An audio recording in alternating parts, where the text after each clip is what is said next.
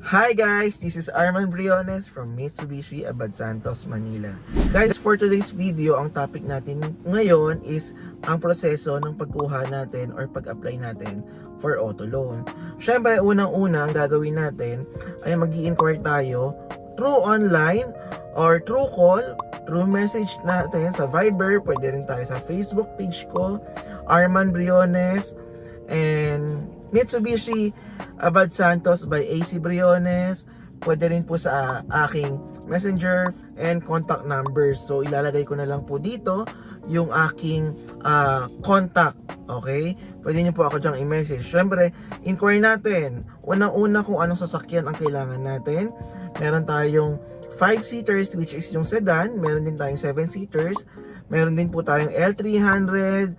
Meron din po tayong Montero SUV. So kung ano man yung napupusuan po ninyong sasakyan na gustong i-auto loan, is meron po kami.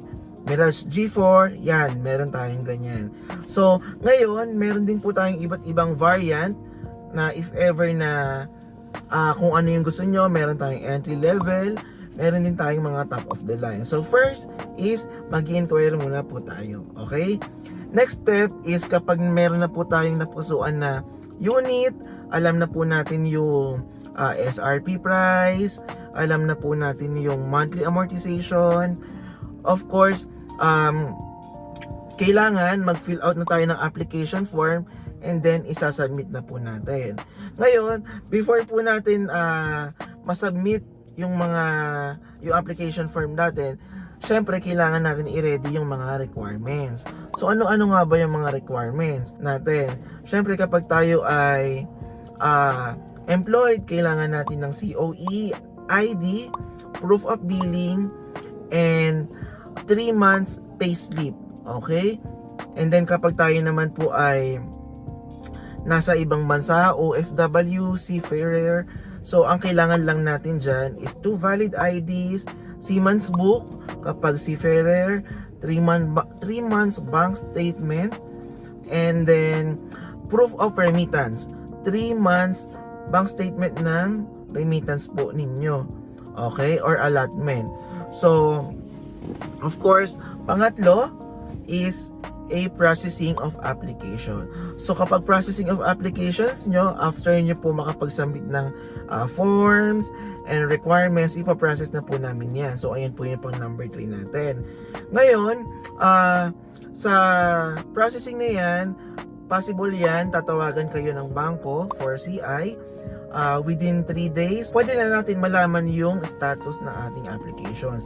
If approved na po ba tayo or pending, possible yon. So, kapag pending tayo, possible po yan na nire-review pa ng bangko or ng credit natin para sa ating approval.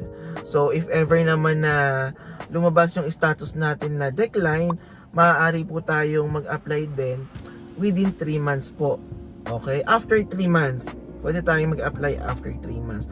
Pero yun nga, once na nakuha na natin yung status at nagkaroon tayo ng bank approval. So sa bank approval, ang gagawin naman natin is, once na may bank approval na po tayo, kakailanganin po natin ng reservation. So, online reservation is pwede na po yan. So, 5,000 po yung reservation natin para at least makuhanan po natin kayo ng unit na prefer po ninyo. So, and then of course yung color na gusto po ninyo. Okay? So, online reservation or full payment. Pwede po yun. Okay? Ngayon po, meron po tayo kasing mga promo sa bank natin na 0 down payment. Sabihin natin na bakit may reservation at 0 down payment naman. So, yung 5,000 reservation po natin is deductible naman po yon or refundable po sa magiging down payment if ever. So 0 down payment, refundable naman po yun upon releasing natin. Okay, step 6 is signing of documents and unit releasing. Ngayon, nakapag na po tayo, reserve na tayo, nagkaroon na po tayo ng unit, nabigyan na po tayo ng unit, and then yan po yung time na mag-open na tayo ng account with the bank natin na na-approve. Okay? So, for example, na-approve tayo ni East West for yun nga, bank approval, kailangan natin mag-open ng account sa kanila for auto debit. After that, pupunta na po tayo dito sa dealership natin for signing ng documents and releasing ng units. So, madali lang naman po yung process natin. Siguro tatagal siya or magra-run siya ng at least 1 week. So, first step is mag-i-inquire muna tayo kung ano yung kailangan natin na unit. Second, fill out the application form and then submit with the requirements. Okay? So, after that, number 3 is yung ating processing of applications. So, sa processing ng applications natin, yun na, dino-double check na po yan, sinisi-CI na po or tatawagan po kayo or yung company po ninyo. And then, for verification of details lang naman po yan. So, pang-apat is bank approval.